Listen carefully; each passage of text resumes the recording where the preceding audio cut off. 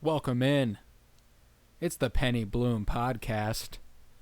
It's me, Colton Robertson, your host, joined by none other than the magnificent Tavares Pennington. What's up, buddy? How you doing? We've got a really good show ahead of us. We do. Put a lot of work into this one. We did, for sure. We got a Jojo Rabbit, which we watched this past week. We got a whole new ranking and sort of system that we've worked out for rating movies. And I feel like it's going to work out really well. Yeah. I mean, it's how we feel. It's how we feel, of course. But, also, if you're listening to this, you already know that everything we say is just how we feel. That's just how we do. We don't give a fuck about what the anyone first else episode called... You got to create a feeling. Yeah, that's it. Got to create a feeling. That's like a year and a half old now. Yeah, it's all about how you feel. Other than Jojo Rabbit, we've got Comic Club. We're going 4 through 6 on the issues for Black Panther, the Intergalactic Empire of Wakanda, which is a solid comic book. And then to top off the show, we have a special little segment where we're going to talk about, what if weed and alcohol were switched in our society? What if alcohol was prohibited in several states? And weed was just all the rage. Guess we're gonna find out. I guess we're gonna find out. Yeah. We'll start with what you been up to? What you been up to? Man, a lot of just terrible things. Oh man. Yeah. No, I'm just playing. Oh god. Just a lot of just god awful things. I was at the lake for, I guess, a lot of this last week, like more than I really thought about. Friday, Saturday, Sunday, Monday, Tuesday, Wednesday. Yeah. It just be like that sometimes. Yeah, and I couldn't turn it down. These people are hitting me up like, "Hey, you want to come on the boat?" I'm like, "Yeah, I didn't want to come on the boat." Yeah, I want to come on the boat. Fun. Who do you think I am? Of course I'm gonna come on the boat. I ain't got friends with boats. Oh, not really. Yeah, I'm lucky. I do. Every man. time I think about it, I'm just I ain't been on the lake in a minute. Damn. Yeah, it's a shame. It's a shame. Every time I go to these people's lake houses too, I'm just like, your family has a lot of money. Like, I don't know whether or not you know it, whether or not like you understand how different the way that you live is from majority of people.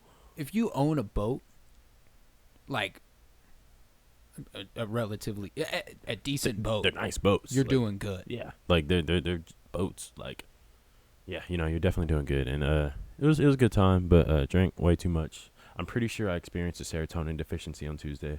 It happens. Pretty bad. Like, it happens. It was because I realized I had qualified as what you would call binge drinking. Just imagine what would have happened if you switched weed and alcohol. Yeah, I wouldn't have been, moderately depressed for a day. That's how it goes.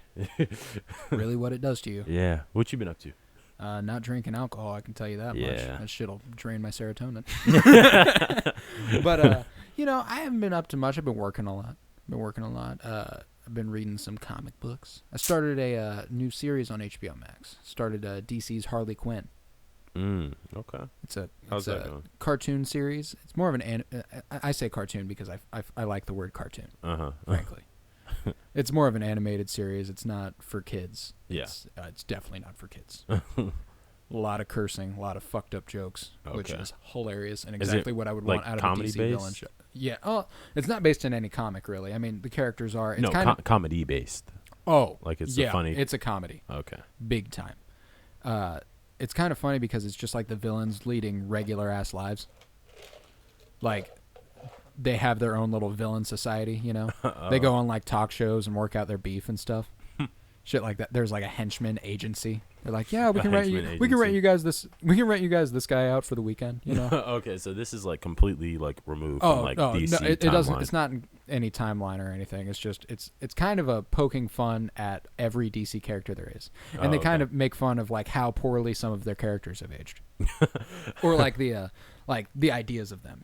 Harley Quinn was always the abused girlfriend, and their relationship was always. Joker and Harley Quinn's relationship was always like glamorized. Yeah. But now everyone knows like, no. Yeah. Okay. No. That's not how this goes. Nope. No. So they comment a lot on that. And then like Poison Ivy, another great character, in the show. Mm-hmm. She's a super villain, I put in quotes, because mean? she kills billionaires who are destroying the environment. Oh, so she's just like She's an environmental she's activist. she's She a calls lis- herself a, quote, eco-terrorist. she's Elizabeth Ocasio-Cortez. No, I'm just playing. Alexandria. An eco-terrorist though. That's It's a pretty dope-ass name. That's pretty dope. Yeah, not gonna lie. Yeah, she's definitely my favorite character in that show. She's dope. You know what? How about we hop into it? Let's get to the show. All right, let's Enjoy do the show. What's that from? I don't know. Enjoy the show. Oh, it's Dodgeball. He's shaking his legs. Yeah, it's pretty fucking dumb. Roll the tape. You have now entered the Penny Bloom Podcast. Hosted by none other than Colton Robinson and Tavares Pennington. I hope you are prepared for a show unlike any that you've ever seen before.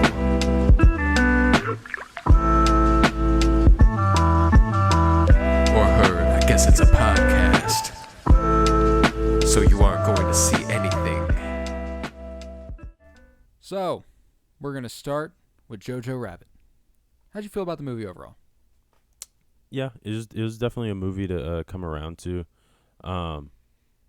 I don't know, like it just like starting out, I wasn't sure like what I was watching, like what the point of this whole thing was, and they obviously have one. It's not a movie that just like could throw millions of dollars away on just some pointless script about satirical view of Nazi Germany. But at that point, like for that first half of the movie, there's no other sort of interpretation in my eyes. Like, but obviously that changes. There are payoffs, yeah, to the setups that they set up in the first half of the movie that you don't realize at the time are kind of setups for what's coming later. Exactly, and I appreciate that in filmmaking. Any thoughts on making a movie about Nazis? Yeah, I don't know. I wouldn't have done it personally. Like, I don't think that like that was a necessary movie for like when did it come out? 2019. Yeah. I don't think it was really needed in 2019. I guess we have it, and they did something compelling. Which and the more I'm thinking about this, and the more we talk about it, it's making me think that sort of like what does end up happening with like its big like sort of emotional payoff. Mm-hmm. The movie is kind of built around that moment. Oh, it is. Like, without it, it's pointless. Yeah, without it, it's pointless. And so like, it's like, is that enough? Like, obviously, it's really like hard hitting, but it's like, was the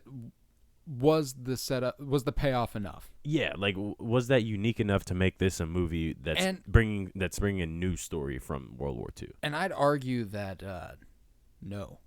Overall, it's not. And in our ultimate score of the movie, I think it shows. Yeah, I think so too. I think it does. But overall, I did enjoy the movie. I don't want to sell it as though I didn't enjoy the movie, because I mean, I've said this before on the podcast. You throw anything in front of me, and I'll find it entertaining.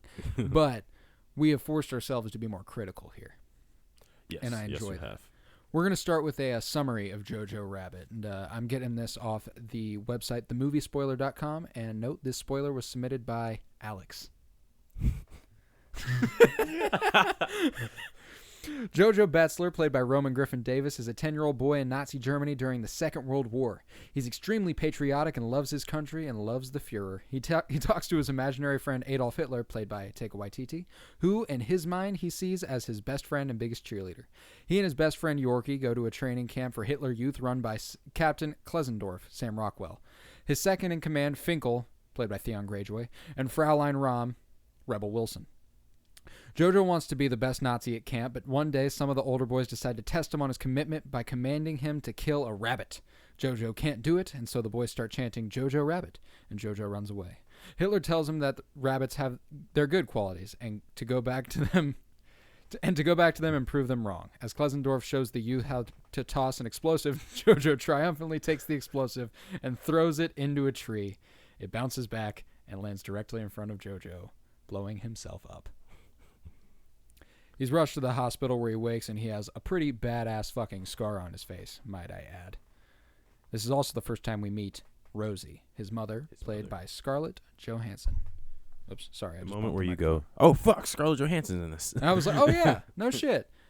And I have a note about this in our next little part of it.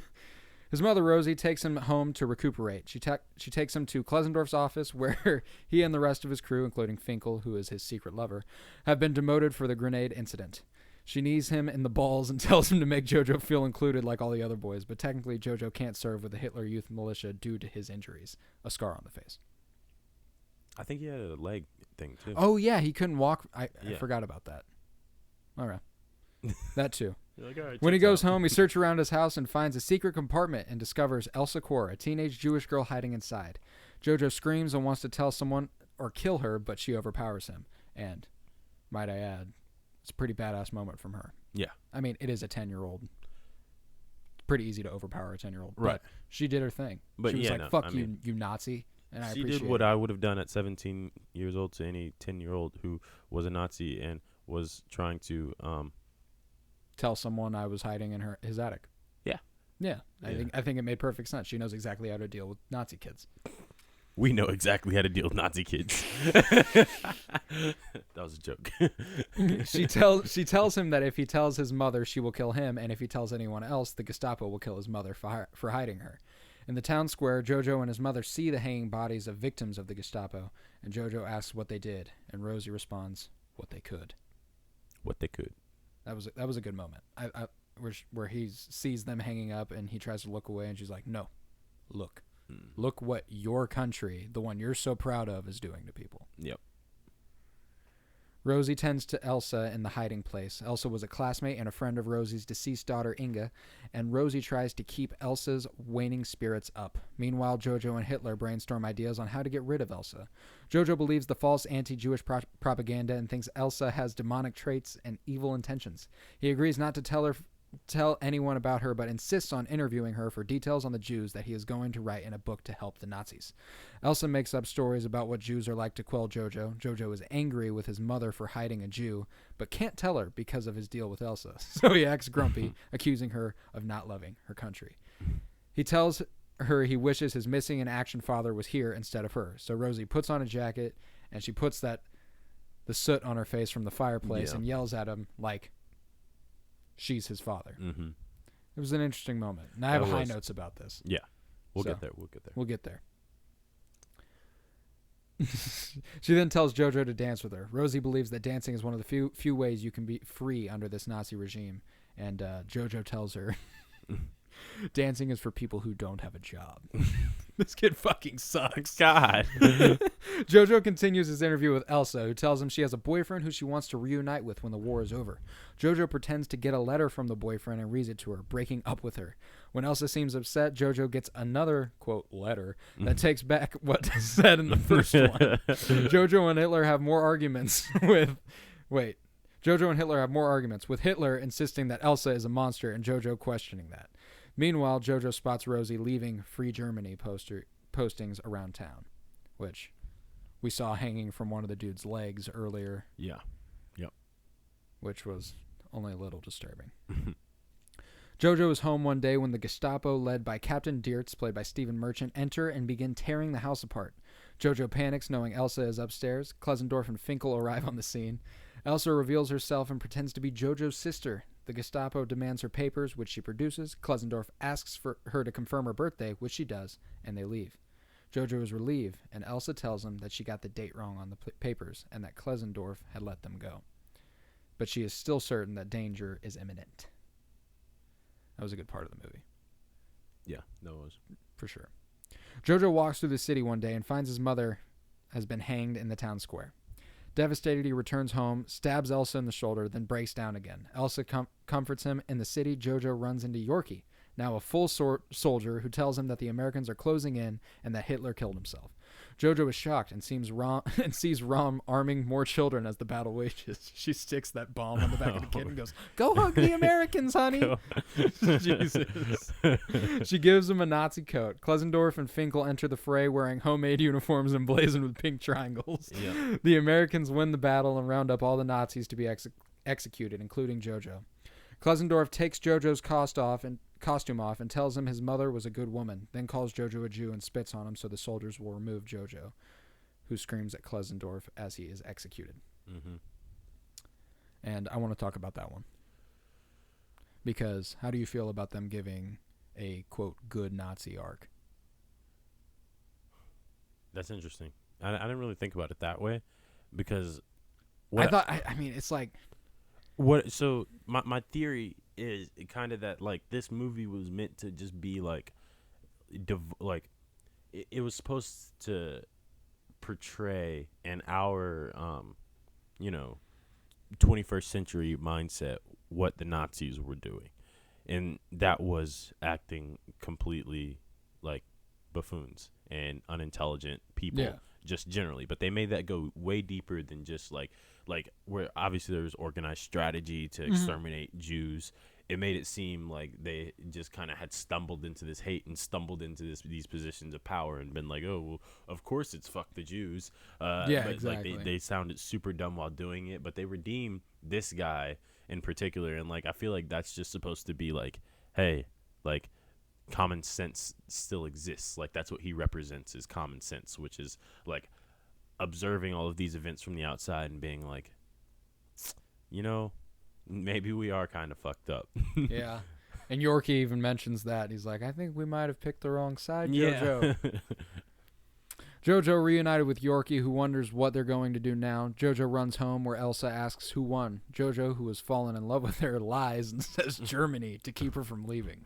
Recognizing her devastation, he gets a new, quote, letter from her boyfriend that says he and Jojo have figured out a way to smuggle her out. Elsa confesses that her boyfriend died. Jojo tells her he loves her, and she tells him she loves him too, in a little brother way. Hitler confronts Jojo one last time, angry at him, and Jojo kicks him out of the window, rejecting him fully and finally with a good old-fashioned fuck off Hitler. Jojo takes Elsa outside, now in free Germany, and they're unsure of what to do now. So, they dance. All in all, solid film. Yeah, I mean, Taika Waititi is not a bad director or writer. By any means. This was an impressive work of film. Yeah, no, it was. It's just the content itself makes it hard to connect with. Mm-hmm. And we're going to do something called Hitting the High Notes, where I took some notes on this movie, and it's in the name, people. I was a little high. So some of them are pretty funny. Some of them are a little bit more commentary-like, So let's start with the first. The movie is immediately uncomfortable. It's very hard to laugh at as Jojo and Adolf practice his Heil to Hitler. And I like how Taika Waititi as Hitler was like, just throw it away. Don't even think about it. It's Heil Hitler. It's terrible. And then he runs out his door and he's skipping through the streets yelling, Heil Hitler, Heil Hitler, again and again. And I laugh again and I regret it. He then links up with Yorkie, right? And I wrote, just a couple Nazi boys doing Nazi boy things. Yep. In parentheses, training to be big boy Nazis. Training to be big boy Nazis. Sam Rockwell being a camp instructor is perfect, especially a camp instructor for Nazis. Mm-hmm. It just makes sense. His character, like the way he portrays himself often, is very camp instructor-esque. Have you ever seen the movie Way, Way Back? I have not. Very good movie set around a water park in which he runs the water park, and he plays a similar role. I mean, besides the hate for Jews, mm-hmm. in that movie, in terms of like his parental role over a child who isn't his. Yeah. You feel me?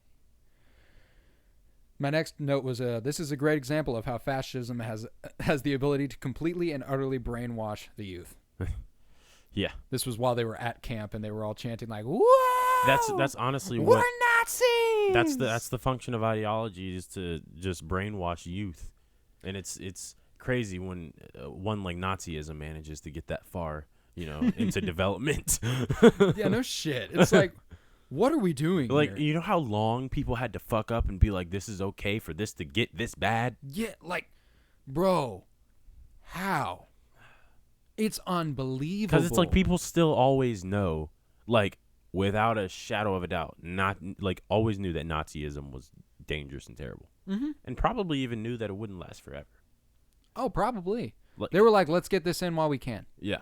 Like, that's the vibe I get from Nazis. Mm-hmm. Yeah, me too.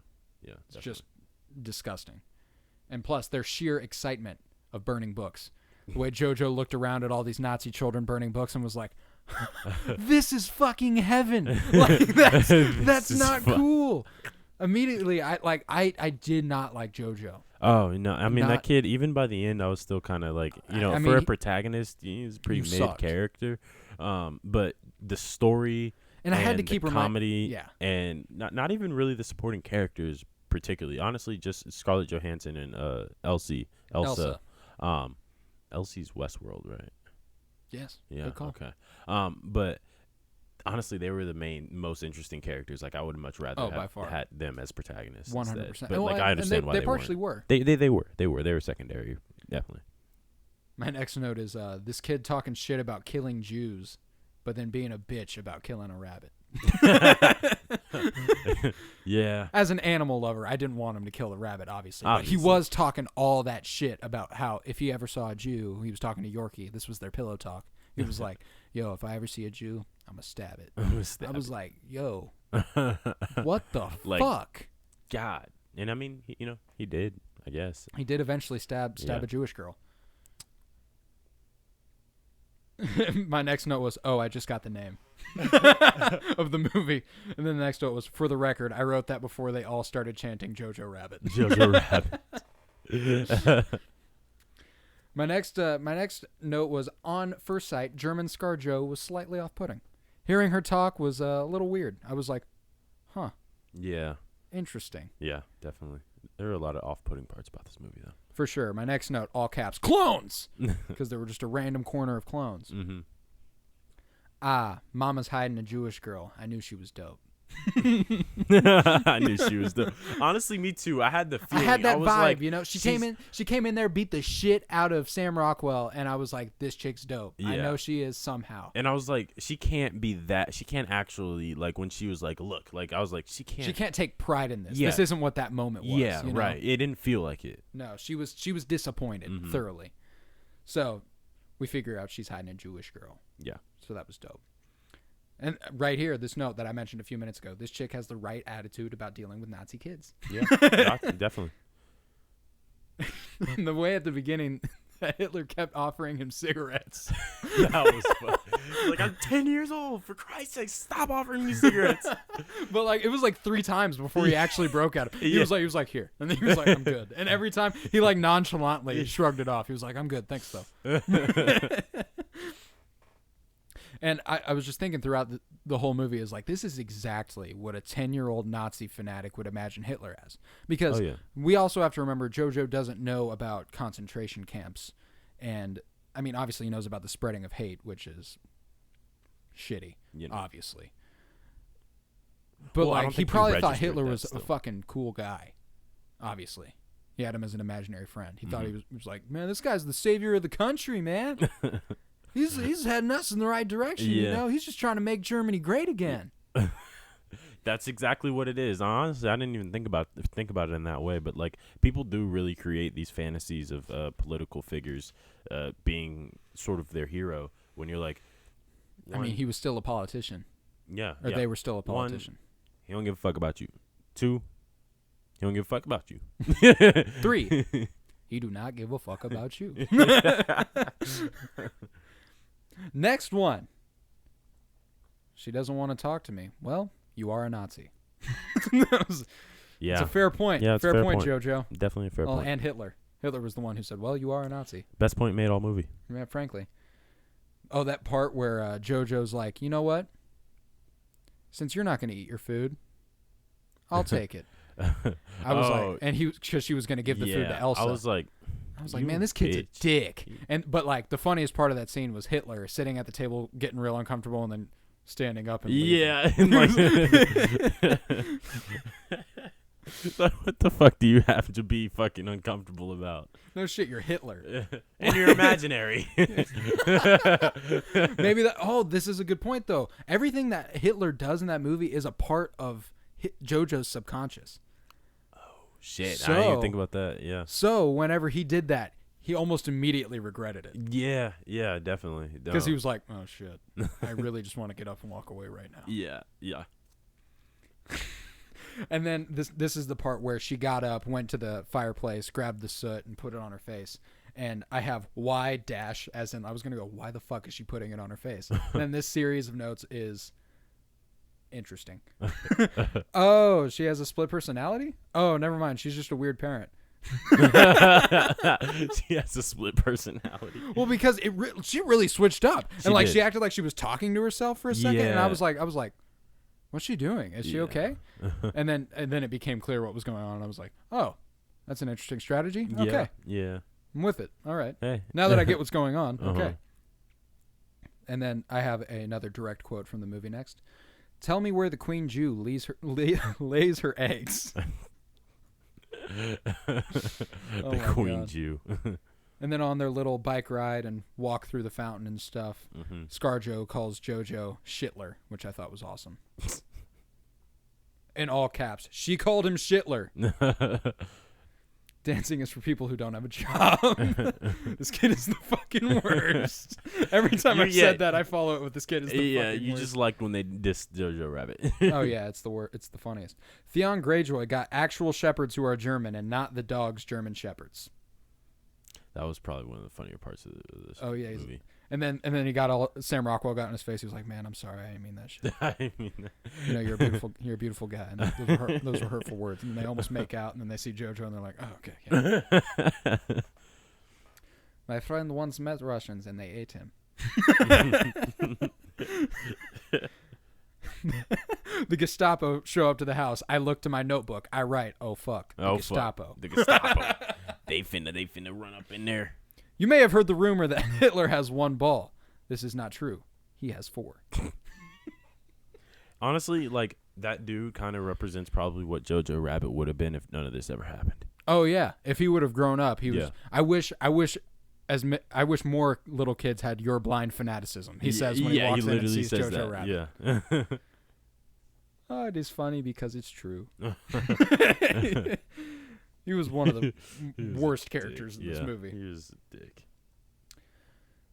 Oh, yeah, right here. The scene where the Gestapo celebrate Jojo's book in front of Elsa, and you think Jojo feels bad about hurting the Jewish girl's feelings because, you know, the entire book is him hating Jewish people. Yeah. And for a sec, you're like, oh, that's sweet. Maybe he's kind of coming around for a second. And then they get to the part where he's planning ways to kill her fiancé. And that's just more on brand for JoJo. More on brand, yeah, definitely. Especially at this point in the movie. I was like, that makes more sense. JoJo back at it. And then, you know, he checked out the ID there, and she got the date wrong. It was May 7th, not May 1st, like she said. Mm-hmm. He let them go, which was interesting. Because that one, he directly helps a Jewish girl. Yeah. But I mean, if you think about it, another thing that possibly could have happened with that is that he could have always been, like, not fully in. Yeah. That's true. A lot of people do that shit for survival. Like, you have That's to. True. At a certain point, if you want to have any sort of life, then you have to just kind of go with it. I don't know. He seemed like he hated Jews. You got to. Got to survive these Nazi streets. God damn, I'm sorry. That was bad. And then I said, they went ahead and killed his mom. That scene tore me up. The butterfly guiding him right to eye level with her shoes. Yeah.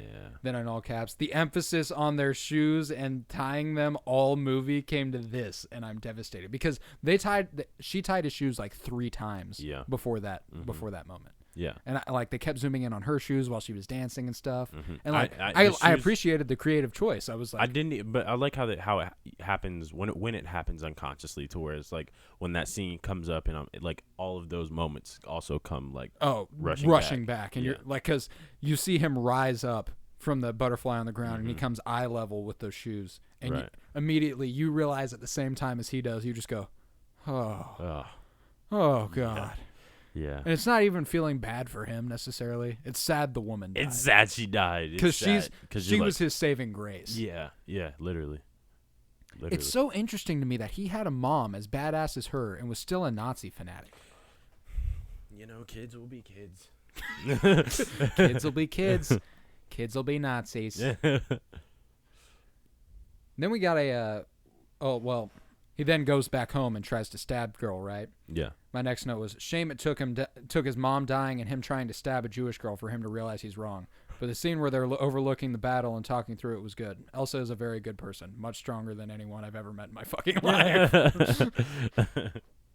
And then we got a montage of them living together, set to Everybody, which I made a note of.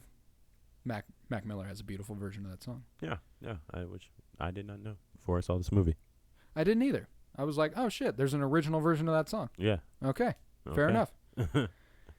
Then one of my favorite scenes in the movie is when that kid drops the cannon and he's like, Jojo! Blows up a corner store. Yeah. Fucking idiot. And the kid's basically like, yeah, Hitler's dead. He's like, Hitler died, man. He killed himself. Couldn't take it. Blew his brains out. No, that can't be. Blew them out. Yeah. His brains. Dude, that kid was probably the funniest character in this movie. Yeah, he's pretty funny. He was doing bad things behind everyone's back. I think we chose the wrong side, Jojo. Very important. I mean, they are 10, you know? Yeah, you know. They have the ability to change. They get to correct their mistakes. If this whole movie had been about adults, it never would have got fucking made. No, it could. Because it'd have to be much disgusting. longer. It would. Oh yeah, it would be really. It'd bad. be like, yo, you're telling me this dude who's grew up in Nazi Germany is a grown ass man fighting for the Nazi army is all of a sudden just going to be like, you know what? I'm a good person. I'm a good person. Fuck off.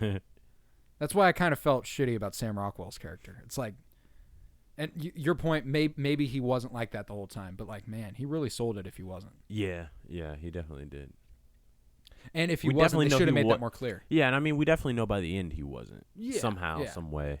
Like, he wasn't all the way in it. Mm-hmm. He cared more about individuals than he did the cause. Yeah.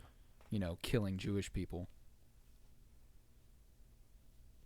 Oh, yeah, and then in the battle, we see that Sam Rockwell and Theon Greyjoy got their fabulous uniforms that they designed earlier in the movie, which was fucking awesome.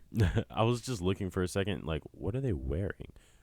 Another note about Sam Rockwell. I hate that they made Sam Rockwell a, quote, good Nazi, but I love it. I am scum. I am scum. Not Jojo being selfish here. I mean, I get it because he's a fucked up 10-year-old, but Jesus fucking Christ, telling your Germany won the war. That was terrible. That was kind of terrible. I was just like, fuck. Like, I thought we were finally getting, I mean, and I get it because he's a 10-year-old and he's like, I don't want to be alone. My mom just died and I love you. Yeah. I get that. But it's like, dude, she is a Jewish girl who has been hiding from the Nazi army. I know. You can't tell her that Germany won the war. That's some stuff that, like, maybe she doesn't come out of that closet again. Yeah, definitely. Like, I mean, seriously, like, that's just some fucked up shit. Then my next note was, yeah, feel bad about yourself, you little piece of shit. Then we learned Nathan's been dead a whole year, and that was kind of sad. Then my next highlighted note is, fuck off, Hitler. He tied her shoe on the way out the door. Glad she slapped him when she realized, yo, America won. Or Nazis lost. They slowly started dancing. This is so perfectly weird. And that was the end of those notes. And that about sums it up. This was perfectly weird. This is perfectly weird. Yeah. And it was definitely weird. It was weird as fuck. It was. It was a strange movie, but I enjoyed it. I'd say I enjoyed it for sure. Yeah. Now let's get to our scaling system. That was hitting the high notes. We're gonna scale. We're gonna rank this movie. Rank them. So we've got 6 scale. categories. Yeah. Go ahead. We got comedy. We got action. We got emotion. We got cast and crew. We got plot. And we got visual aesthetic. And each of these categories are disseminated into one scale. On a scale of cats to 10.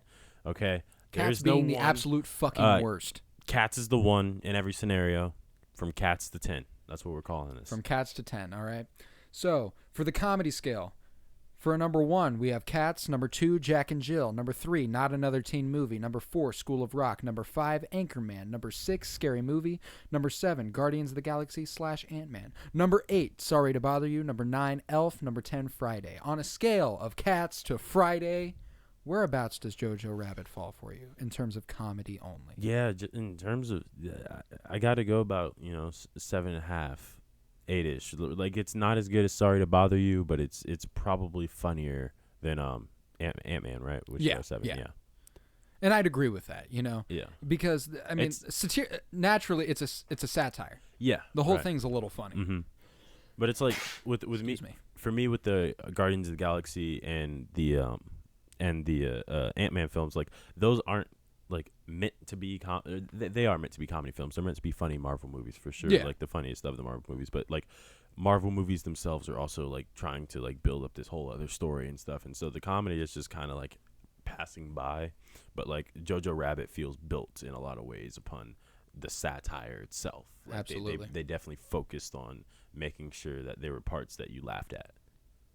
Oh, 100%. And there were some funny ass moments in this movie, like that one where the kid drops the cannon and blows up a corner store. Jojo! That shit's funny as hell. That was and frankly, funny. I mean, when Hitler shows up at the end with the bullet holes in his head, and we get fuck off Hitler. That's a solid part too. There was just plenty of funny moments in the movie, and I appreciate it. But it's not the funniest movie I've ever seen. No, definitely not. Therefore, 7.5. That's a good place for it. So, comedy got 7.5 out of 10. The way we're going to do this is all of them are going to be rated out of 10, and then we take the average. You got me? Yep. You got me. Next one, we have action. Obviously, we know not every movie is going to have action, and that's okay. That's why some of these scores aren't going to be as high as maybe other places would rate them, because this movie didn't have a ton of action. Yeah. It had that one scene at the end where they had like an all-out battle and shit, but it was driven by comedy more so than the action. Yeah. So, on a scale of Cats to 10, we've got Cats at 1, Transformers: Age of Extinction at 2. God, fuck that movie. We got Chappie at 3. We have Tokyo Drift at 4, Suicide Squad at 5, Mission Impossible Ghost Protocol at 6, 7, John Wick, 8, The Matrix, 9, Bourne Identity, and 10, The Dark Knight. On a scale of Cats to The Dark Knight, where does Jojo Rabbit fall? Pretty low. 2.5. Better than Transformers: Age of Extinction. Fuck that movie, but not as good as Chappie. Like Chappie's too strong. I mean, and Chappie wasn't even all that. Like we're talking 2.5. Like I mean, the action just was like a very. It was minimal. It was an afterthought of the movie, and so like we're not gonna give it a high score on there, but it was better than Transformers with Mark Wahlberg. That was the stupidest shit I've ever seen. God damn it. See, and the reason we like to get action involved here is so we can shit on Transformers: Age of Extinction as much as fucking possible. Basically. That's basically the only reason we have action in here. So, I mean, but if anything can end up standing up to The Dark Knight at number 10, I look forward to it. Oh, man. We're going to start talking about more movies more and more often. So, if anything can stand up to that 10, I'll be surprised. And also, these categories were also, the way that we ranked them, it was created according to quality of movie in a particular category. So it's like The Dark Knight is a good action movie that is also a good all-around movie, not simply like, oh, this is just an action thriller, like, oh my god, like, because it can be hard to differentiate between what's good like usually it's not like, oh, this action's almost as good as this action, but it's not as good as this action. Right. It's these movies are good and they're also action movies, or they are bad and they're also action movies. That's just how this thing works. So for a scale of 1 to 10, Jojo Rabbit action score comes to 2.5. So we've got a 7.5 in comedy, 2.5 in action. Next, emotion. This movie make you feel at all? It didn't for a long time. But then that one scene pops up and it hits hard. It does. It hits harder than hell. And that gives it, I think, a lot of the credit that we gave it. Like that is the back half of the movie is a lot stronger than the front half. There's also just like a minute long scene that kind of encapsulates the whole movie. The point of the plot, like that, the question to the answer that I had 20 minutes in, wondering what the fuck is going on. Mm-hmm. For sure, because it really is building to that. That's the climax of the movie. Yeah, and I've never had a climax of a movie be a child's mother dying.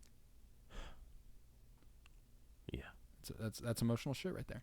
So on a scale of Cats to 10, we've got 1, Cats, 2, Life Itself, 3, The Spectacular Now, 4, High School Musical 3, 5, American Honey, 6, The Fault in Our Stars, 7, A Beautiful Day in the Neighborhood, 8, Bridge to Terabithia, 9, Boys in the Hood, 10, Fruitvale Station. Where does Jojo Rabbit fall, Cats to Fruitvale Station, in terms of emotion? 7.5, a good 7.5. So not quite as bad as Bridge to Terabithia, but Bridge to Terabithia will scar you for life. Yeah, no, that movie is like That's like, I don't really want to talk. you know, like a little I don't want boy's to talk a about. little I boy's don't think mother. we should talk about it. Little boy's mother died God, in Jojo fuck Rabbit, you. but a little God. girl died in Bridge to Terabithia. I don't want to weigh lives here, but a little girl, that's fucking devastating. Yeah. Especially the relationship that Josh Hutcherson and that little girl They formed over just the course of that movie. you know. Okay. Can we move on? We can't. Thank you. Never again. Thank you. But yeah, A Beautiful Day in the Neighborhood. That more encapsulates what this whole section is about. You know, Yeah. the emotion. Yeah. It makes you feel, Definitely. regardless of that's sadness, happiness. It just overall you feel that movie. Mm-hmm. So Jojo Rabbit makes you feel a little bit more than A Beautiful Day in the Neighborhood, but you don't get quite as sad as you would get watching Bridge to Terabithia. No. So it falls between 7 and 8, 7.5. That's two 7.5s. My bad. It's two 7.5s and a 2.5. Visual aesthetic. On a scale of Cats to 10, we've got 1, Cats, 2, Fantastic Four, not one of the recent ones, the one from the 90s. Number 3, X-Men from the year 2000. Number 4, Inglourious Bastards. Number 5, Thor Ragnarok. Number 6, mid-90s. Number 7, Guava Island. Number 8, La La Land. Number 9, Interstellar. Number 10, Parasite. Where does Jojo Rabbit fall for you in visual aesthetic? Visual aesthetic. We thought this would be higher just because it was a satisfying movie to watch. It was a good looking movie, and Taika Waititi is a talented filmmaker. Yeah. But to make this make sense on the scale, it had to be a 4.5. It had to, just in the context of the scale. Yeah. Which some will say that our 6 through 10 is a little top heavy. Those are some good ass visual movies. Yeah. But fuck it. Okay. Fuck it. Like, we do what we want. Yeah, okay? we do what we want. So ultimately we decided Jojo Rabbit falls at 4.5. Visually better than Inglourious Bastards, but not quite as visually pleasing as Thor Ragnarok. Taika Waititi outdid also himself did Thor on that Ragnarok. one. He outdid himself on that one though. I mean, there were some beautiful, beautiful shots in this movie, especially the ones in Inga's room, where they were like that last shot where he peeks in through the doorway. Yeah. Right before he's about to tell her that Germany won the war. Mm-hmm. That shot for some reason in my mind stands out, like the symmetry of it and everything. I can just see it perfectly in my head. But ultimately, it didn't fare incredibly well, as most movies probably won't in this category. Oh, yeah. But for us, it fell at a 4.5. Next. Just the plot. Just the plot. Was a good story. It was a solid story. I think we might have given it more credit than we needed to, given what we've come to the conclusion of, given that one part is what really makes the movie. But no, I mean, that doesn't say it's a bad plot necessarily. It just says that, like, it doesn't. This movie doesn't use much. It doesn't try to do much. That's fair. It's just a very simple and to the point, and that's good a lot of the times. All right, so on a scale of Cats to 10, we've got 1, Cats. Number 2, Behaving Badly. Number 3, Paranormal Activity. Number 4, The Rise of Skywalker. Number 5, I, Tonya. Number 6, Once Upon a Time in Hollywood. Number 7, The Breakfast Club. Number 8, Scott Pilgrim vs. the World. Number 9, Moonlight. Number 10, Blind Spotting. Where does Jojo Rabbit fall on a scale of Cats to Blind Spotting? They're up there in the 7.5s. The 3 7.5s, comedy, emotion, plot. That was really better than Breakfast Club, but just not quite areas. Scott Pilgrim versus the World. Yeah, Scott Pilgrim's on a different level. I mean, it's just wildly creative. It is. Like, yeah. The plot, it's not an overwhelmingly complex one, but the way they got there is one of the most creative ways I've ever seen a romantic comedy play out in my life. Right. You know? And it's like, if we compare, video game world to Nazi Germany, I take video game world. I take video game world. Yeah. But I take Nazi Germany over a library. Well, yeah. They probably didn't have a big budget over They had a much bigger budget for yeah. For I don't know. For Jojo Rabbit. I imagine that. I'd imagine so. Think they got Scarlett Johansson. They needed a single school to shoot Breakfast Club. That's fair. That probably didn't cost shit to make. No. Filmed in the same neighborhood as the Home Alone movies. Really? Yeah. Interesting. Also a John Hughes film. John Hughes made both those. Huh. But yeah, so in terms of plot, Jojo Rabbit falls just ahead of The Breakfast Club, just behind Scott Pilgrim vs. the World, just between 7 and 8. That's another 7.5 for Jojo Rabbit. And for the record, I want to be very clear that I did not mean it when I said I prefer Nazi Germany to libraries. I love books. Good to know. And I hate Nazi Germany. For the next one, we have cast and crew. This is going to be a fun one for all the movies we do in the future. Yeah, it will. So on a scale of Cats to 10, we have 1, Cats. Number 2, Hulk. Number 3, Straight Outta Compton. Number 4, Rush Hour. Number 5, The Amazing Spider-Man 2. Number 6, Pulp Fiction. Number 7, Iron Man 2. Number 8, American Hustle. Number 9, Ocean's 11. Number 10, The Wolf of Wall Street. Where does Jojo Rabbit fall for you? Go. The cast, Taika Waititi, Scarlett Johansson, what's the other guy? The Redeem guy. Sam Rockwell.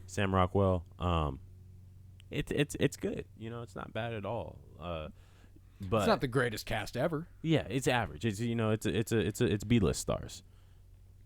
I'd argue ScarJo's probably she's an A-lister at this point. But she's really she's Black Widow. She's she's icon. She has a name for herself. But it's interesting. The only difference here is that Taika Waititi being in this film takes a cast with Scarlett Johansson and Sam Rockwell from a 7 down to a 5.5. Because Iron Man 2 has both Scarlett Johansson and Sam Rockwell. Iron Man 2 is just better though. Because that also has Robert Downey Jr., Don Cheadle. It's coming strong. Is Robert? I guess she's on the same level as Robert Downey Jr. Probably. And that's an A-list. Yeah, I guess so. She can have it. I'll award it. It's up to me. But yeah, overall cast and crew, it was strong. I'd say it's better than The Amazing Spider-Man 2 with Andrew Garfield, Emma Stone, Jamie Foxx. But I don't know that it's quite as good as Pulp Fiction. With Samuel L. Jackson, John Travolta, Uma Thurman, and you got fucking Quentin Tarantino behind the camera. It's 3 A-listers right there. Yeah, no doubt. No doubt. And then one of the greatest filmmakers in history. Well, I was thinking... Uma Thurman, Once Upon a Time, was probably an A-lister. After Pulp Fiction and Kill Bill, both of them? I feel like of John Travolta, Quentin Tarantino... Oh, yeah, Uma's not quite as... She's not as, notorious. relevant as them. Yeah. I love Uma Thurman, though. She is. Yeah, she is good. So, yeah, JoJo falls at a 5.5 in cast and crew. So, we add that all up. We divide that bad boy by 6, and that comes to 5.8 out of 10. But we round up here. We like whole numbers. We like whole numbers. 6 out of 10 on Penny Bloom's critic score. 6 out of 10. Which I can understand that. We're grading on kind of a curve, too, because that doesn't mean we don't like it. Yeah, right. A 6 out of 10 is still an A for me. Yeah. It ain't no D. It's still a solid film, and I really enjoy watching it. Shall we move on to the next segment? I believe we shall. Let's go. Tell me, sir. Do you want to eat? No, it's fine. Go ahead, take a bite. Go ahead and take a bite of your Chipotle, Tavares. It's good. It's good. I'll wait. I didn't mean to spring it on you like that. No, it's just I'm back. We're ready. So tell me, Tavares, what would happen if weed and alcohol switched places in our society? We'd live a lot more peaceful lives. I tell you what, world would be a lot happier. A lot happier. Less war, probably, to begin with. Better foreign relations. Better foreign relations, for sure. Probably got, Our presidents would probably just chill the fuck out. Yeah. They'd probably be like, nobody's ever smoked weed and then been like, we should crush the poor. Give more money to the rich. Yeah, definitely. Just keep all the money at the top. No redistribution of wealth. The food industry would be completely revolutionized. Oh, man. Because then they can quite actively create, supplements to weed consumption. More weed, but in your food. Or they could create, the follow-up to the weed consumption. That's true. Which is something I saw the hot Cheeto macaroni stuff today. They were Ooh. like, "Oh, the weed smokers, like the stoners, finally got them to do it." And I Yeah. was like, I mean, I don't know if I really. That doesn't sound too appetizing to me, but it sounds like a stoner idea, and I'm Oh, sure it 100% I'm does. sure Someone people, came up with that high. yeah, people will love that. Like, and people, and I don't even have any problem with that. Like, we should definitely be trying to innovate in these ways, but only through the creativity that Marijuana provides. marijuana provides. Yeah, THC take you to another THC. galaxy. yeah. We also have to think about how many other people wouldn't be alcoholics and instead I was would thinking just be overall nation's health. Okay, alcoholics. I mean, so many alcoholics. Oh yeah, it's ridiculous. Like basically everyone drinks. Like the percentage So has to many be like people drink. less than 20% of the world population drinks regularly. Oh, I mean, absolutely. And I mean, not even to mention drunk driving. Exactly. I mean, I don't condone driving high either. Yeah, right. But at the But same driving time, high is not quite literally, driving it's just drunk. not as bad. It's just not. You're Like, not going to be steering all over the road. If anything, you're going 30 and a 45. The goal of alcohol is to disorient you. Like it's specifically to make it so that things are moving that shouldn't be moving. Like that's like one of the main things that alcohol does. Like it just like your entire depth perception is completely thrown off. But weed is more so like that happens, but it's not as active, I guess. Like you're ready to just kind of like relax, and so you might you could fall asleep behind the wheel. Yeah, you could fall asleep. That's why I'm saying neither is good. See, the thing that popped into my mind though was not even the falling asleep, but what popped into my mind was just like cars, like there's being an uptick in cars just flying like off of bridges and shit. Like, There's just a higher number of people passing out behind the wheel. yeah. Because like how'd they fly off the cliff? Well, sir, they fell asleep. Why? Indica.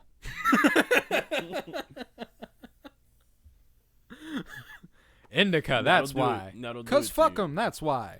You ever seen that Dave Chappelle skit? No, wait, I think so.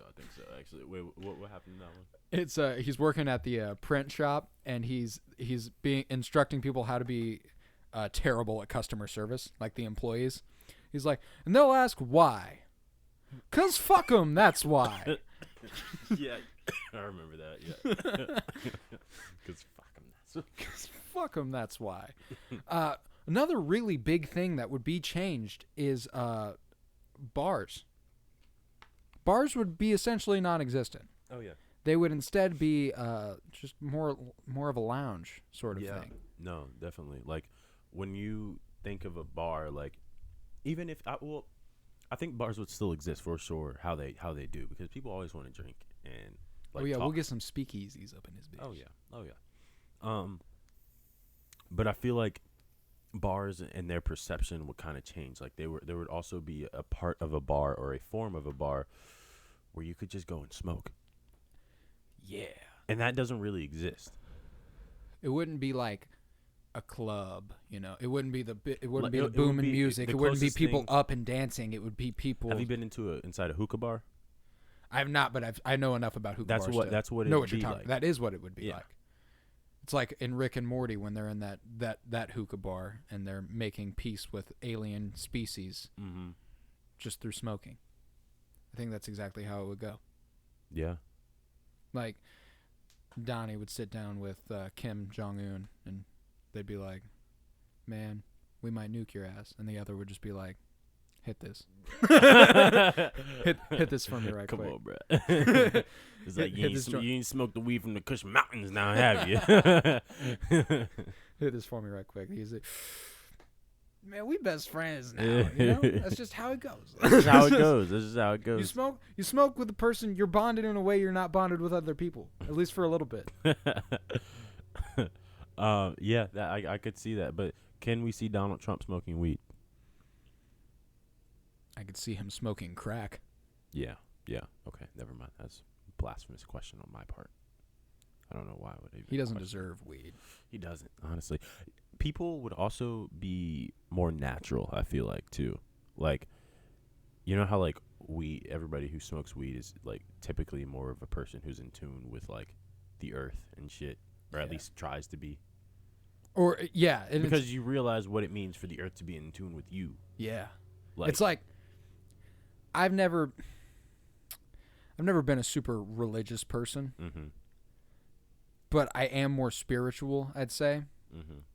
And being more connected to the earth around me and nature and stuff makes me feel more in tune with everything. Right. And it's just nicer. And then think about, like, which it's weird that eating hasn't done this enough yet, and maybe it has. This is what we would refer to as, I guess, veganism and vegetarianism.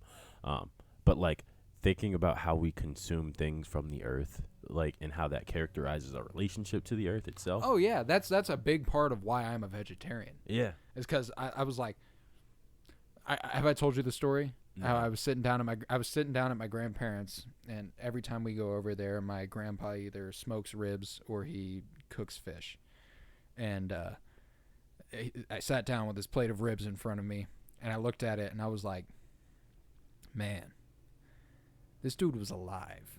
Like, this was a pig. Yeah. And I fucks with pigs, you know? I like pigs, and I really like cows. Yeah. And I was like, you know what? I like all the animals. Give me a second, bro. I don't think I want to eat these motherfuckers anymore. Like, that's how it went. Yeah. And I put my ribs back, and my mom was like, what are you doing? I was like, I'm not hungry. I didn't tell them I was a vegetarian for like a month. Really? You just decided there, though? Yeah, right there with a plate of ribs in front of me. I was like, nah, I'm good. Yeah. And I mean, that's like, yeah, no, that's really dope, though. That's how it should go, because it's like when you recognize, like, what you have in common, it's like, that's something that I think weed has always done, was like, it's a weird thing that opens up your mind to, like, certain, like, experiences in your own life that, like, you that have made you who you are, but also, like, relate you to other people. Like, it's weird. I don't know. There's a magnificent line in a Mac Miller song, Dunno, where he says, "You was coughing when you hit my weed. Yeah. It was so cute you want to be like me." And that's a feeling, if you have ever smoked with anyone, literally everyone has when they smoke. Yeah. It's like, you never, like, if I'm with someone, we're high. We're connecting. We're connecting. Yeah, we don't even really have to be speaking out loud. Exactly. Like, there is something about us being together in that moment that makes it more special than other moments. Yeah, right. And that's literally, like, I just realized probably this summer, I think that, like, and I got into this habit when I first got into college of always having, like, a smoke buddy. Like, it was me and my roommate, like, every time we would smoke. And then, like, sometimes I go smoke by myself, but I was always, like, those are always forgettable smoke sessions. And now I'm at the point where there's sometimes where, like, unless I can, like, text somebody and be like, hey, bro, like, you doing anything, like, trying to smoke or something, like, I just won't even smoke. I'll just go home. Like, I'm just, like, I don't even, like, at this point, doing it alone is just. It's more about connect. Like, it's more about the connect. Like, I love. Like I said, that's the feeling right there. Yeah. Is being with someone, like we talk about with movies and music. You got to create the feeling. Weed creates that feeling without fail. Without every time it makes that feeling. So it's like whenever we're talking about that, just get high once. That's the feeling we're talking about. Yeah. Okay. Yeah. No, for sure. And that's preferably with someone you care about. Yeah. Right. That shit's fun as fuck. Exactly. Like. I was with a couple of buddies. I shouldn't mention anyone by name because we're talking about illegal activities on the podcast. But I was with them the other day, and we were just riding around, and I was like, you know what? I fucking love you guys. I swear and to I God. will forever. Yeah. There's no doubt about it. Always be the dude. It's like I just like that's what and it I does. just think if it was like you're coming up as a youngin' and it's like when you're 18, you get to smoke weed. Yeah. The way alcohol, when you're 21, you get to drink. And obviously people do it beforehand, just as people have smoked weed before they're 18, obviously. Right. But there has to be those sort of regulations, obviously. So, like, you come up and that's what you're hearing is like, oh, one day I get to smoke weed. then everyone smokes weed. Then everyone smokes weed. Well, there's very few people who in their lives will not try a sip of alcohol. How do we debunk that idea that it's more of a drug than alcohol is, though? How do we reverse that? I think it's already in the process of being reversed. It is in the process, but like you got to think like people still like seriously like look down on people who smoke weed as doing drugs under that umbrella. And it's like, I mean, and you are doing drugs. Yeah, I don't know. I don't consider weed a drug. I like just personally like it is. I guess it is a drug. It is a drug, but yeah, it's like that's where I'm coming from. I get what you're saying. Do we call Tylenol a drug? No, you don't. Yeah, these do are you drugs. fucks with Tylenol like you fucks with weed though? I fuck with weed more. Exactly. That's what I'm talking about. Therefore, like you can't say, do we call Tylenol or ibuprofen a drug? It's like no, because it doesn't do what weed does. You know? Well, yeah. I mean. Yeah. I mean, yeah, like I get what you're saying. I get where you're coming from right now. I get where you're coming from too, but that's the dilemma. Yeah, it really is. I don't know. See, like,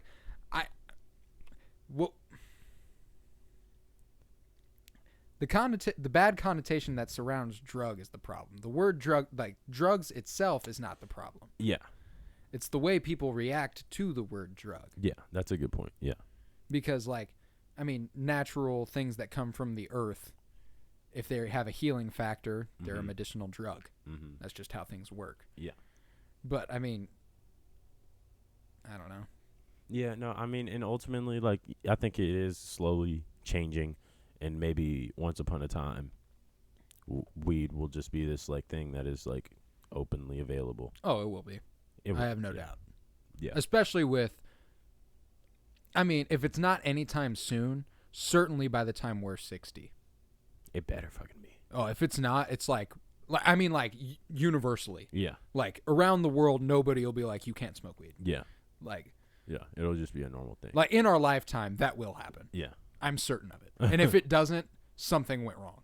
Something went wrong, yeah. Like a catastrophe of some ginormous level. We can't let that happen. Here on the Penny Bloom podcast, we got to dedicate ourselves. We'll talk about something involving weed every week forever. Okay. Sports. How would sports be different? Sports. I don't think as many people would give a shit. No, definitely not. Definitely not. Weed definitely can. I've seen weed ruin people who play sports. Not a good thing. But at the same time, weed does provide a good outlet for like football players. That's a nice pain reliever. But it's that age thing again, where it is important what age you think about, like time you're actually starting to use these things. And like, I guess in hindsight, I probably should not have been smoking as young as I was, like straight up. But I did anyway, and that's what we're here now. But, like I definitely shouldn't have. Sitting in a bedroom recording a podcast. About their life failures. Recording a podcast super high. Yeah, but yeah, that is true, because it's like it once some people, they just start things and can't stop. It's true. Yeah. It is true. What about being at sporting events? Yeah, that would be. There are people walking around. Well, but like, think about that. You're playing sports, and people are just hotboxing the stadium.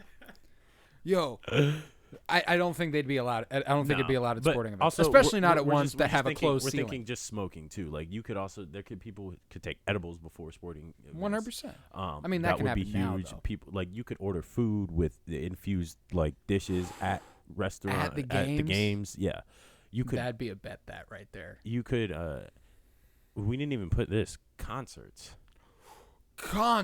bro. The kids whole wouldn't be able to go though.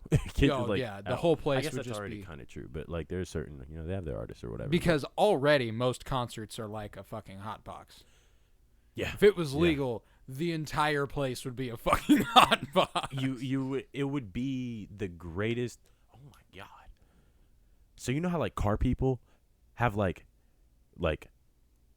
car meets or something where they like get together and like everybody knows each other. I know what you're talking Keep going. Weed people. I'm into it. Weed people have never been able to just like, other than like Meat. buying weed, like itself, other than like just consuming it. There's no other place that all the weed smokers are gonna be at. Like, have you ever met a person who likes weed and doesn't like music? Oh, never. How is that possible? It's not possible. And here's the thing.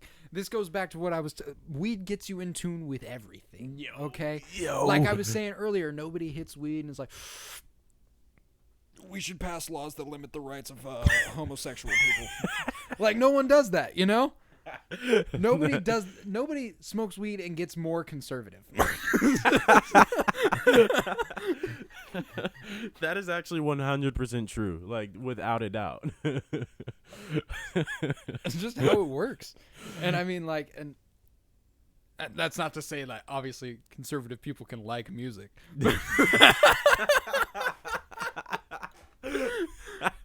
Well, but do they really like music? Think about what they listen to.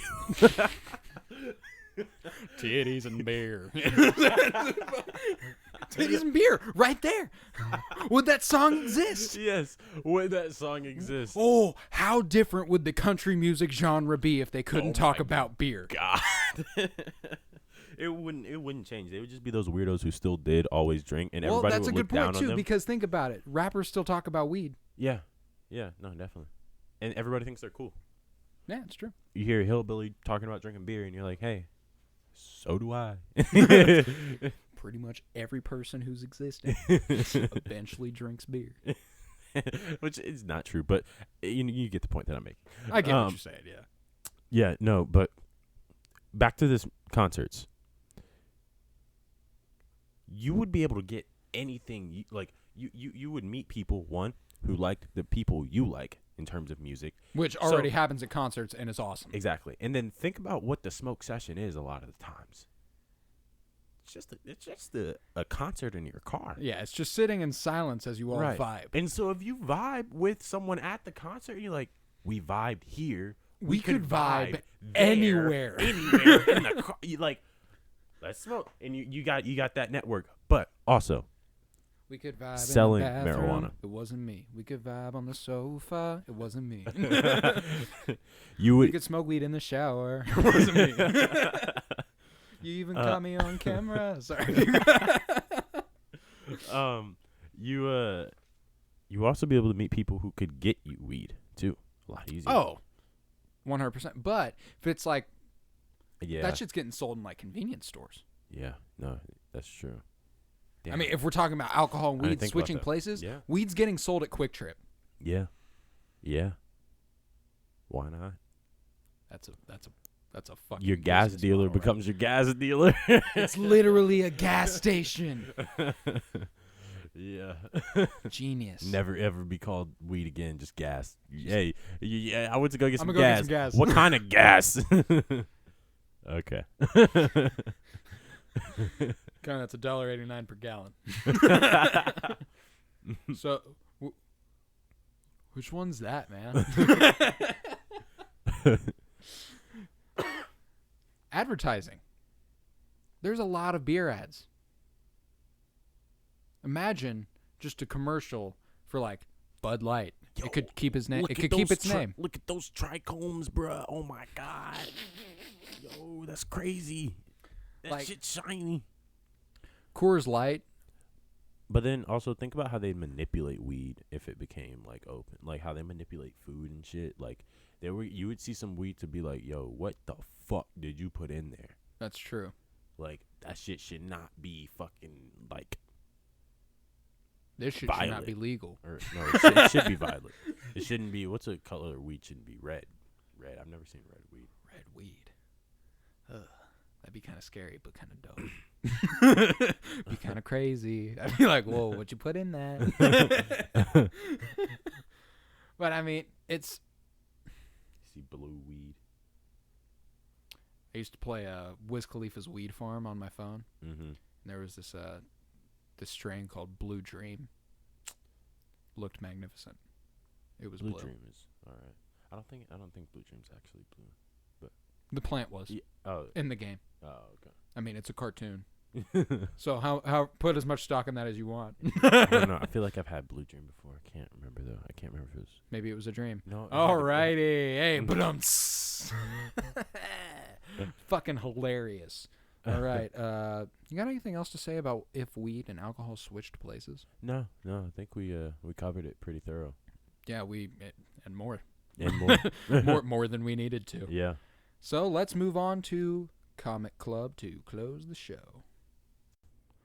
So we're back with Comic Club, talking about Black Panther, the Intergalactic Empire of Wakanda, written by Ta-nehisi Coates. Bing, bang, boom. But, this was a good 3-issue run. I really enjoyed it. It was. And some of the best cover art for any comics I've ever seen in my life. Oh, 5 yeah. and 6, fucking I breathtaking. kept looking at it just being like, oh, like, yo. I wonder to what extent, like, the writer and the artist work together. I've always been curious, and I'm assuming it's it's kind of based on a personal basis, depending on the writer and illustrator combo, because there has to be a degree of collaboration. You obviously can't go in blind with without the writing. Yeah, and narrative is based a lot on portrayal and visuals. Yeah. Because that was something I've talked about this every time we've talked about comic books, but because it's a great example of everything that a comic book should do, Watchmen. Yeah. Like the way that the artist and the writer worked together to visually tell the story was fucking astounding. And I think this does a very solid job of that as well.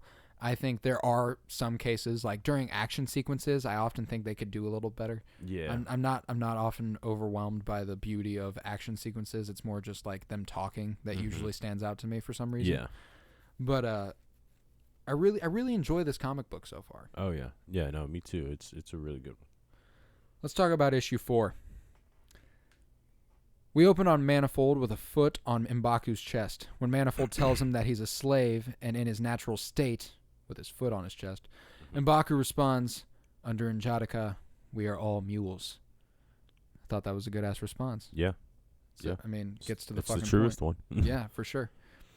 As he finishes his sentence, Nyami fires at Manifold, taking him by surprise and disabling him. Taken back to the heart of the ambush, we learn Nakia, T'Challa, and their fellow Maroons are outnumbered 3-1. When Nyami orders a retreat, T'Challa has zero issue carving a path to the shuttles. Just absolutely goes to work. Nakia is briefly grabbed by an Askari, but she then stabs his knee and slashes his throat in what is probably the most graphic scene in the entire fucking book. Oh, yeah. Or any of these, really. And as Wave 2 starts to bear down on the Maroons, the urgency for retreat increases, but Manifold shows up to make things difficult again. He slices 3 Maroons straight in fucking half, which I thought was kind of fucking awesome. But, yeah. I mean, Hey, that's how they do it in comics. That really is how they do it in comics. And, I'm down. I'm down for it. It's kind of fucking dope, if you ask me. So he slices the 3 in half, and when he sends an energy beam at T'Challa, he catches it. Oh, shit. I didn't even realize that's what he did. He catches it and turns it into a weapon called the Spear of Bashanga. Should be noted, Bashanga, once a warrior shaman, was the first king of Wakanda in the first Black Panther. So that's what the spear represents. And you see Nakia and Nyami be like, holy fucking shit, did you just see that? That's the Spear of Bashanga. This guy's a fucking king. Yeah. He's the one who put the knife where it belongs. Yeah. This I know. This I know. He throws it through Manifold, and Nakia and Nyami are just fucking blown away, as I said. They quickly board the shuttles and take off, but Manifold rises, jumps, and fires a launcher at Nyami's shuttle. And Nyami's gone. It's kind of a rough moment. Yeah. She was obviously the heart of this Maroon movement, it seemed like. And M'Baku runs to the command center to find Nakia, T'Challa, and another standing there, and he is told they can grieve later, but that he is now in command. I love how it's like on the panel before that, where they the way that M'Baku is running back. That's it's just spread out across 3 of the boxes. And so that's a scene. It provokes a sense of urgency. That, and it's a scene itself, following the events of this panel. Oh yeah, absolutely. And then the next panel is absolutely beautiful, where he walks in and he sees them standing there in front of that control panel with all the colors there, that yellow gold shining on his back and the red shining on his front. It's just very, very pretty and visually appealing. Man, I didn't notice that the first time I was looking through this, but now looking back at it, it's absolutely fucking beautiful. He feels Nakia should lead, but one of the Nameless must lead the Maroons, we learn. Thought that was interesting. And we also learned that Nakia, not born a Nameless, which is interesting, because I thought that was kind of the Maroons' deal. But I suppose not. There can be rebellion from anywhere. Yeah.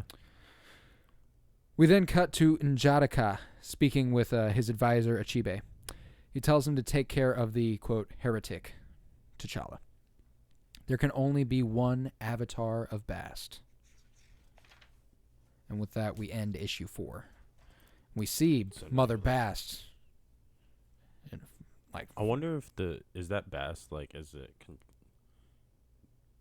it sentient itself? You know how, like, spirit creatures will be? I'd imagine so. Because, well, in issue 5, she morphs into the humanoid form. Oh, shit. Hold on. Go ahead. Go ahead. Mm-hmm. We're going to move on to issue 5.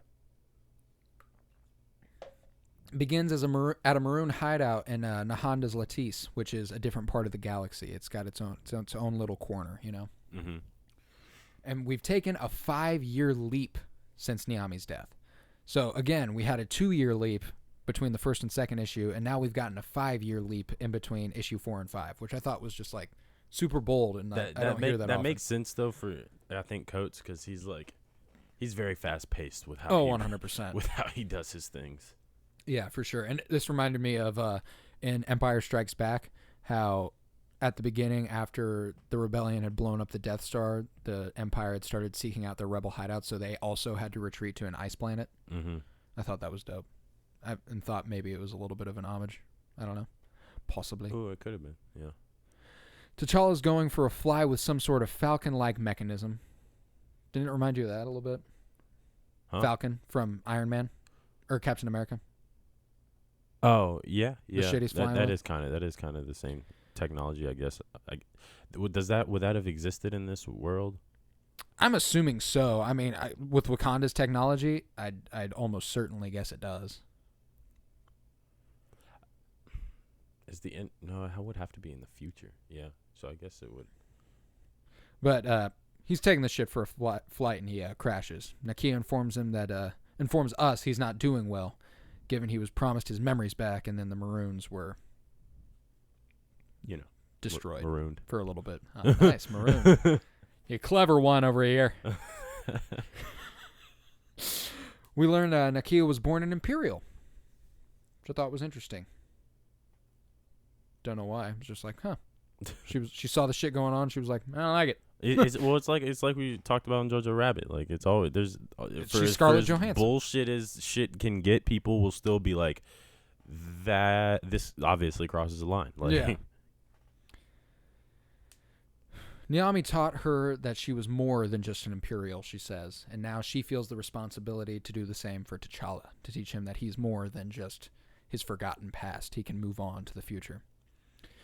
T'Challa hands the Spear of Bashanga to Nakia and tells her that she can do what she wishes with it. He says that they've stopped fighting, their champion is dead, and that spear reminds him of the day he lost all hope, which I thought was interesting. I mean, like you said, Ta-nehisi moves really quick with his writing. But it's like the insurmountable, like, he is still a pessimist. Yeah, that's true.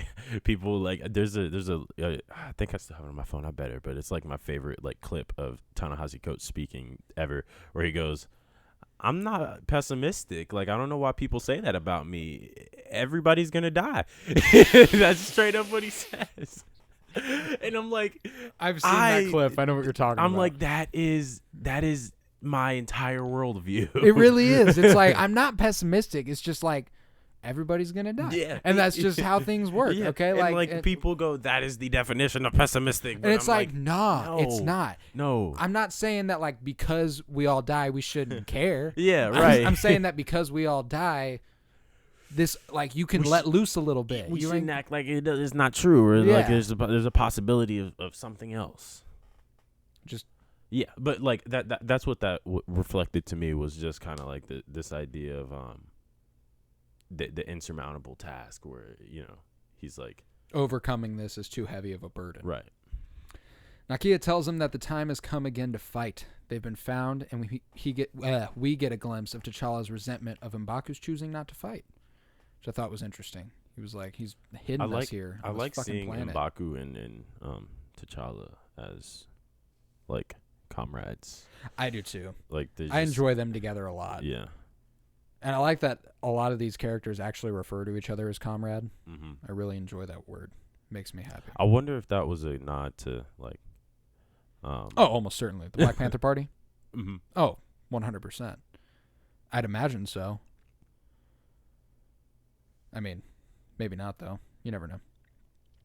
He discusses being haunted and how it prevents his moving forward. How he's, he was in love and stuff, and he doesn't even know what he was in love with. Mm-hmm. He just knows that he was in love, which has to be fucking brutal. Yeah. You'd think.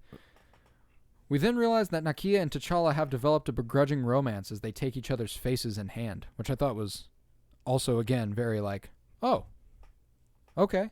Mm-hmm. I mean, obviously, it's been 5 years. They've spent a lot more time together. Yeah. I imagine this has developed over that time specifically. Yeah. And Nakia is pretty understanding about it, too. She's like, I know you always loved her, and I get it, but you don't remember her, and I'm right here. And I'm right here. That's usually how it goes. They're just like, just fucking do it. Yeah, exactly. Stop being a little bitch. Nakia explains that while she doesn't always agree with him, M'Baku has protected them. He allowed us to live to fight another day. That day is now. I was like, hey, okay, Nakia. That day is now. I fucks with you. Nakia tells him that she knows he has a death wish, but if he stops running from who he once was, he can again be restored. She hands him a disc of some sort. And in the next one, we see the disc contains a message from Niami. And T'Challa watches it. It says, Captain Niami reporting from Sector 9A of Nahanda's Lattice. I bring good tidings, comrades. We have recovered a great weapon in our fight to restore the Nameless, the Imkron Shard. But more important than that, I am convinced now that we have found the champion whom M'Jadaka so fears. He fights with the strength of 20 men, and is haunted by dreams of a woman whom I believe to be the Hadari Yao, which is the woman who controls the weather. Mm-hmm. Storm. Which is fucking awesome that she has like a name in their lore. Like, and it's I just was like, she's literally a goddess. Yeah, yeah, literally. I mean, she controls the weather. She is a goddess. There is now no doubt in my mind who this man is. T'Challa, he who put the blade where it belonged. And I was like, fuck yeah, he's who put the blade where it belonged. God, it was so cool. And this is like, honestly, this is why, like, the 5 years, it's all like, he's like, there's a reason I did all of this. We're not here for that, all the backstory. We're here for the moment of just like this man actually, like, realizing himself. Yeah, no shit. Can't wait for that fucking thing to happen. T'Challa breaks down and cries at the revelation. Oh, there it is. He makes his way through a door to find the spear and his Black Panther mask. He grabs both. He takes flight to the command center, and it's official. T'Challa is ready to fight once again. He gives M'Baku the Wakandan salute, and M'Baku says, all right then, let's get back to work. I was like, fuck yeah. Let's get back to work. Maroons, all back together. I'm so excited. And I mean, he did the Wakandan salute and everything. Then we get to issue number 6, which, a fucking great issue. I loved this one. And the cover art, I mean, come on. I like the, the cover art is that's hard. With N'Jadaka holding T'Challa over his head. So pimp. And it's just like the pose he did when he threw him from the mountain in Black Panther. Oh yeah, yeah. I'd be willing to bet that. I'd be willing to bet that's exactly what inspired it. I didn't even think about that. My first note for this one was coolest and most ominous cover art. We open on N'Jadaka kneeling before Mother Bass at the Orisha Gate. She slowly morphs into a human figure to discuss why N'Jadaka is there. He tells her, regret, and she explains that no champion of hers was ever more certain, which I thought was cool. She was like, this guy was super strong. This guy was dope, but, you know, you were always really sure about it. Yeah. You always were pretty confident in what you were doing. Yeah. This is interesting. He says time has humbled him, when in reality, her avatar, T'Challa, is really what fucked him up. Mm-hmm. Like, I mean, time didn't do shit. T'Challa just came back and he was like, fuck. He was just like, we're here. He's like, okay, I guess time's up. She explains to N'Jadaka that not only the faith of her subjects drew her and Orisha from Wakandan Prime, Earth, but the expansion across the galaxy by fanatics led by N'Jadaka. We then get a flashback showing how he let all his power and fame and glory get to his head, which I thought was interesting. Like, T'Challa was king, like sitting king. Yeah. And N'Jadaka was the leader of these, I can't remember what their force is called. The ones dressed up as Black Panthers, but all white. Mm-hmm. Yeah, I can't remember the name either. I can't right now, but N'Jadaka led them and apparently was a big fucking deal, which is interesting to know. Because the Black Panther we know from the movie is that, like, he never even knew T'Challa really until he came back and was like, "What's up, bitch?" But like, here to fuck things up. What's up, auntie? There was kind of like something there that like they don't want it to get as mystical, but at the same time, like, in a way, they were always kind of brothers. Yeah. You know what I mean? Mm-hmm. Like, because I feel like I got that, like, you could take that away from that movie if you wanted to. They were always connected in some way. Yeah, they were connected in some way. She then tells him that his problem lies in the fact that he believes that the power belongs to him, not that he is a steward of that power. As he explained, that's how he explained his lack of faith. And that reminded me of that scene when in Black Panther, the movie, where he met his father. Yeah. Yeah, and I was like, that was like his message to him. Well, and that's what's cool about a lot of comic book characters too, is like their core main points about them always remain the same. Their character traits don't change very much. And that's important, though. Oh, like, very, very important. The character always has to feel the same. Yeah. They're not the exact same. You like a little variety, but you have to offer. And some N'Jadaka's always going to be this tortured guy. Familiarity. Yeah, N'Jadaka's always going to be this tortured guy. Mm-hmm. We see that the army of Wakanda attempted to take down N'Jadaka, and the fanatics were forced into hiding. But this is where he found the Clintar, which is what we learned the name of the Venom symbiote thing we thought was. It's called the Clintar. He said he gave himself to the Clintar because, quote, it was him and therefore could never betray him. Could never betray him. I was like, huh, okay. Interesting. Sure. When he was given this power, he realized conquest is the only defense. And I was like, ugh. It's that thing, you know. I wish more young boys had that blind fanaticism. It really is. See, but like, Black Panther makes a good point of showing how N'Jadaka felt. Yeah. That he was forced into that. Like, he forced himself into that. Not forced himself into that feeling, but he witnessed the world around him, and he grew that point of view. Yeah, yeah. That was blind fanaticism. Not N'Jadaka. Jojo Rabbit was blind fanaticism. This guy, he witnessed the world and was like, fuck all that.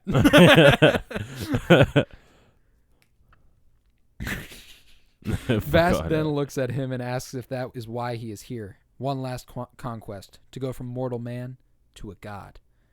He believes this is what he must do to defeat T'Challa. He needs more than the Clintar in order to succeed. Which I thought was an interesting point to say right there, because, like, so you don't think you can beat T'Challa, but you think you can beat this goddess right here and now? I was like, your logic doesn't really line up. But then it works out. It works out for him. He's more afraid of T'Challa, I guess. He says, the time for my ascension is at hand. I was like, ugh, that was pimp as fuck. Oh, yeah. That had a Pusha T yuck behind it. It really did. The time for my ascension is at hand. Yuck. And now the battle is on. N'Jadaka thinks he needs more than the Clintar to beat T'Challa, but thinks it's enough to beat an actual goddess, which would not be funny. As they battle, she sinks her teeth into him, which is exactly what he wanted. Now, he may not be a god, but neither is she. And I don't really know exactly what happened here. I'm assuming the power just took her over, or it was too powerful or something. Is it because the way he describes the Clintar is that it's like part of him? Yeah. So I wonder if it's like a compatibility thing. Yeah, exactly. Like it was just like something that like didn't. It's just like, you know, because like there's like just certain things that don't really go together. Yeah. And so it could have just been like, oh, this is like still like Maybe that's what it was. It was still in Jadaika's, right? It was still like incompatible with her, but when he put it in, it still had his will or whatever. Like he was still the controller of it. Maybe he was just finding a way to administer it to her, which was by being attacked. Which is, I don't know why. Well, I guess T'Challa can't do that, and he would have known. Maybe that's why he was so confident. Yeah, that probably is why he's so confident. That's exactly what he wanted. He wanted that to happen, which is terrifying. But at the same time, T'Challa won't have the same problem. So it was interesting to have the first 6 issues, the first quote book, to end on this note. I thought, because obviously it leaves a lot to be left desired. Oh yeah, but I mean, like, I think in terms of getting the characters on the ground, like he definitely like did enough to at least get you invested in this eventual clash between T'Challa and Jadaika. Yeah, and when that happens, it'll be dope. It'll be dope for show. Yeah, anything else to say about the Intergalactic Empire of Wakanda? No, I think that's good. That was a fun one. Well, should we talk about 7 through 9 next time? You want to keep going? You want to take a break for a little bit, come back? To be determined. To be determined. We'll talk about it later. In the coming weeks, we're going to talk a lot more about a lot of movies. We're going to start doing this ranking system that we did at the top episode a little bit more. We're going to overall just be putting some more overall effort and planning into our episodes. I think that is good. Yeah. I'm excited about it. Definitely. Yeah. Got anything else to say to the people? It's been real. It's been real. It's been real as fuck. So remember, fuck off Hitler. Praise Keanu Reeves. Praise Keanu Reeves. Always and forever. Next week, do you want to watch another movie? I believe we shall. What movie do you want to watch? Oh, we're deciding now. You want to? Okay. We've got a few options on the table. We got Baltimore Rising. We got Ad Astra, Fight Club, The Weight of Gold, Snowpiercer, Cheech and Chong, Okja, V for Vendetta, Defy Bloods, The Runaways. You got any ideas? Might as well just do Ad Astra. We were going to do that last week. We were going to do that instead of Jojo Rabbit. Yeah. So, next week, come prepared to hear Ad Astra. Watch Ad Astra and come back. And we'll do the same exact thing we did for Jojo Rabbit. Yep. But for Ad Astra. And you know what? I bet it's awesome. I bet it's fucking awesome. Because I love me some Brad Pitt. Yeah. Love me some Brad Pitt. He always hits. He always hits. How did Uncut Gems not make the scale? Well, I mean, at least in emotion or visual aesthetic. I mean, emotion, it runs high. The emotion visual aesthetic is what I was thinking. Yeah. Because emotion, the way it fits into emotion is a little weird compared to other movies. Yeah. Because the entire time you're just fucking anxious. Yeah, that's true. That is a unique movie. That reminds me, we gotta put Good Time on there. I watched Good Time. It's fucking phenomenal. Yeah. Yeah. I saw it earlier when I was scrolling through Netflix, and I was like, we'll definitely talk about Good Time. Yeah. That movie. Like, you were just like, this is Robert Pattinson? Yeah, like, no shit. Yo, what the fuck? But yeah, so we've got a lot of movies coming up soon, and we're going to talk about a lot of them. Next week, come prepared for Ad Astra. Watch that shit. Come back. We'll talk about it next Monday on the Penny Bloom Podcast. I have been Colton Robertson. You can follow me on Twitter at CoroBloom. What about you, Tav? My name is Tavares Pennington. Don't follow me. I'm the FBI. No, I'm just playing. You follow me at Tava_Penn, PNN. Dope. Follow Penny Bloom Pod on Twitter. We've been posting a lot more lately. Maybe we try to come up with some more Twitter content. We ought to try that. We do. Yeah, we do. And just overall live a happy life. Maybe smoke a little weed. If you don't want to, don't feel like we're pressuring you. Don't do that. We're not. We're not. Do you? We suggest it. Of course. We suggest it, but do you? Do you? You don't have to. You don't have to by any means. Come back next week. We'll talk about Ad Astra. Maybe we'll talk about a comic book. I don't know. We'll figure it out. Bye, bitches.